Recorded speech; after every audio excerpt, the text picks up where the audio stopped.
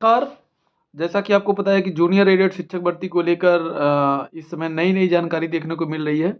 और मैं आपको बता दूं जैसे कि कल यूपी पीसीएस का पेपर था। और उस इन इन सब बातों को शुरू करने से पहले साथियों मैं आपको एक बात बता दूं। अ, हम लोगों के प्रदेश अध्यक्ष जो है जूनियर एडेड शिक्षक भर्ती के दुर्विजय जी के दादी जी का देहांत हो गया। और हम लोग इस दुख की घड़ी में सभी पास अभ्यर्थी उनके साथ में हैं। और जो है वो भी चाहते थे कि जूनियर एडेड शिक्षक भर्ती चूंकि उनकी दादी भी उनके यूट्यूब को देखती थी, इवन हमारे भी यूट्यूब चैनल को देखती थी, तो बताते थे सीपी भाई अगर जल्दी से हो जाए तो अच्छा रहेगा। लेकिन फिलहाल जो होता है अच्छा होता है। और जो है उनकी दादी जी का निधन हो गया। और हम लोग सारे साथी उनके साथ में हैं। जो लिखा होता है वही होता है। और बाकी तो भाई अ, जो है आप लोग समझते ही हैं। तो अध्यक्ष जी के हम लोग साथ में हैं। अध्यक्ष जी जो है अध्यक्ष जी से कल बात हुई और अध्यक्ष जी को हम लोगों ने सांत्वना दिया।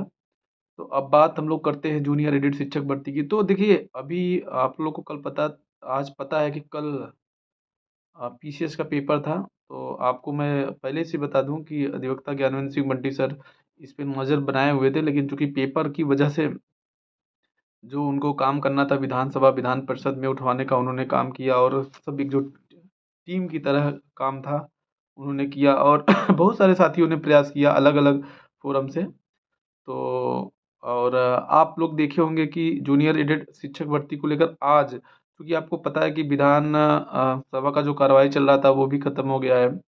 और अभी शिक्षा निदेश सचिवालय में चूंकि आज जो प्राप्त जानकारी है सचिवालय से, चूंकि देखिए सारे काम अभी शिक्षा निदेशालय प्रयागराज से होने हैं। और चूंकि बंटी सर लखनऊ में ही हैं, तो बहुत सारी चीज़ें हैं जानकारी निकल के आई हैं। और आपको पता है जिस हिसाब से विधान परिषद और विधानसभा में घेरा गया है जूनियर एडेड शिक्षक भर्ती को लेकर। अच्छा मैं एक चीज़ और बता दूं, हमने कम्युनिटी पोस्ट में कल के कम्युनिटी पोस्ट में जो 26 नवंबर 2024 को शासन ने कोर्ट में एफिडेविट दिया है, क्योंकि हम लोग जब नवंबर लास्ट में बता रहे थे कुछ साथियों ने आपत्ति भी जताई कि जब डेट था कि नहीं वहाँ पे तो सुनवाई ही नहीं हुई, ऐसा कोई एफिडेविट नहीं दिया गया है। तो वो एफिडेविट आप लोग कम्युनिटी पोस्ट पे देख सकते हैं। उसमें बहुत स्पष्ट लिखा गया है 26 नवंबर की डेट से लेकर कि 3 महीना के अंदर हम भर्ती प्रक्रिया पूरी तरीके से बच्चों को विद्यालय में भेज देंगे। न्यायालय में लिखित ये लोग दिए हैं, कोई मौखिक स्टेटमेंट नहीं है, एफिडेविट रिटन में दिया गया है।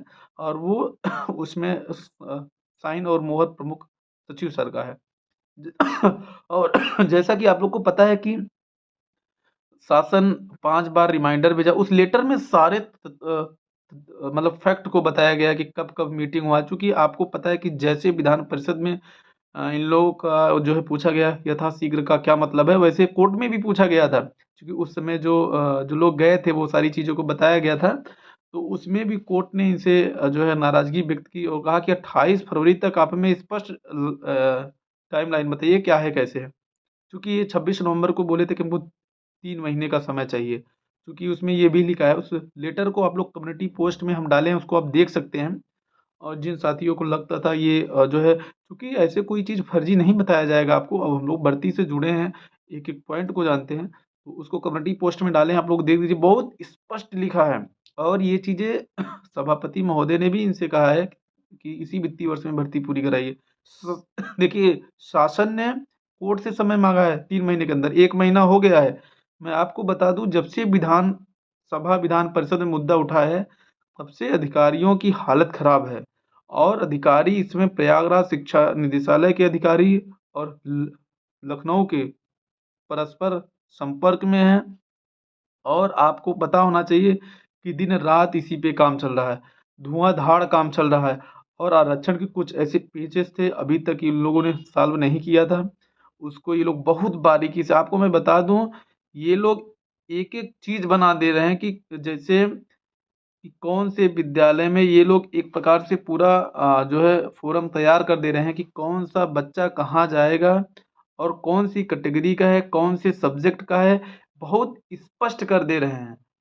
और आ गया था। तो मैं आपको ये बता रहा था कि जो है सारे चीज़ों को ये लोग बना ले रहे हैं और आपकी हम लोगों की ये भर्ती किसी भी प्रकार से विवाद ना हो। और मैं ये भी बता दूँ कि इस भर्ती में पूरी तरीके से ये जो चूँकि 69,000 शिक्षक भर्ती का मामला आप लोग देखें, पूरी तरीके से आरक्षण के नियमों का पालन शासन ने स्पष्ट निर्देश दिया है कि आरक्षण में किसी भी प्रकार से कोई कमियाँ ना हो चाहे। और देखिए बहुत सारे साथी कह रहे थे कि आर्थिक रूप से कमज़ोर वाले बच्चों को आरक्षण का तमाम मुद्दा बता रहे थे। देखिए, उन साथियों का आवेदन हुआ है और पूरी तरीके से सब लोग को आरक्षण का पूरी तरीके से नियम का पालन होगा। शासन ने ऐसा स्पष्ट दिशा निर्देश इन्हें दिया है कि आरक्षण में किसी भी प्रकार से समस्या ना हो। और मैं आपको बता दूँ कि इस भर्ती को बहुत ही जल्द मैं जूनियर जनवरी ऐसे नहीं बोलता हूँ।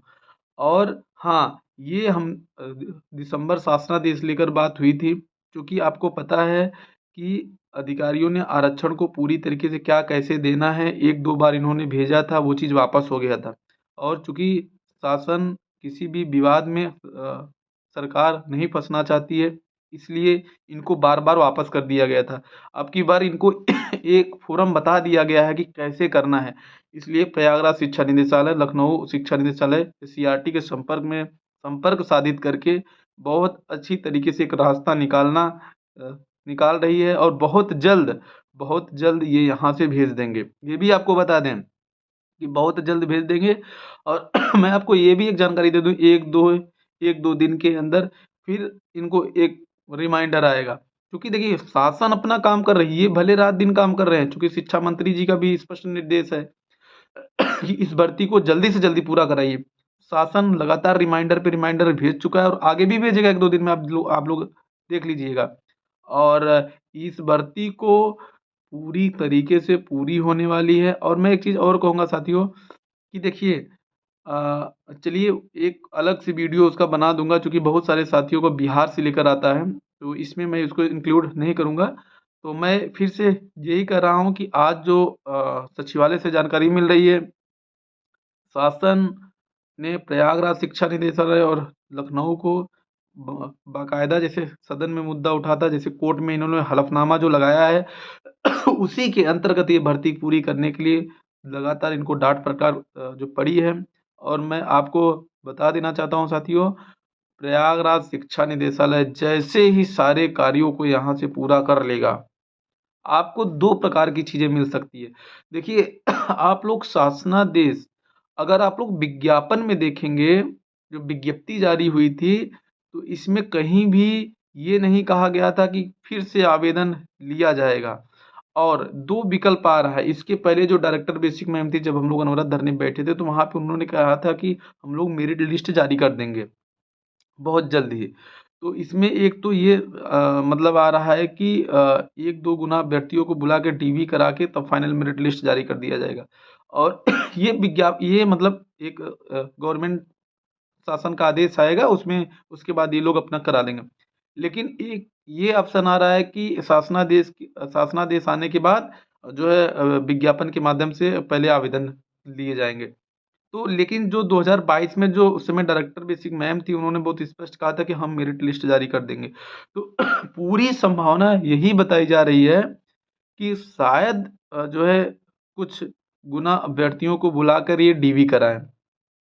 अच्छा, डीवी कराने से क्या होगा कि वही बात इसमें भी होगा कि भाई जिनको नहीं करना होगा, वो अपना डीवी स्किप कर देगा या डीवी अपना नहीं कराएगा, ये भी बात है। और बहुत सारे साथियों का कहना है कि अगर डायरेक्ट मेरिट आएगी तो उसमें हमारा गुणांक कहाँ डाला गया है? भाई गुणांक आपका डाला नहीं गया है। High school, inter, graduation, DElEd या बीएड का आपने मार्क्स डाला है। तो सारी चीज़ें आपका फिट है। अगर मान लीजिए आवेदन भी होगा, तो आवेदन में आपको बहुत सारी चीज़ मौका थोड़ी नहीं देगा कि आप उसमें बदलाव करिए। बस कुछ ही चीज़ आपको मौका देगा बदलाव करने के लिए। तो बात तो वही हुआ। लेकिन अब चूँकि देखिए शासन का क्या मंशा अभी तक जो पुरानी बात थी उसको बताया गया है कि ये शायद विज्ञप्ति जारी कर दें और 1 या डेढ़ गुना अभ्यर्थियों को बुलाकर डीवी कराएँ। देखिए क्या कैसा होता है, क्योंकि अभी विज्ञप्ति में कहीं नहीं ये है कि ये फिर से आवेदन लेंगे, तो ऐसा इस थ्रू हम बता रहे हैं और जो जानकारी निकल के आ रही 2022 वाली उसको बता रहे हैं। खैर साथियों, ये बहुत बड़ी खुशखबरी है और शासन फिर से इनको 1-2 दिन में रिमाइंडर ज़रूर भेजेगा। और हाँ, इतना पता है कि प्रयागराज शिक्षा निदेशालय अब हरकत में आया है और काम कर रहा है। धन्यवाद, नमस्कार साथियों।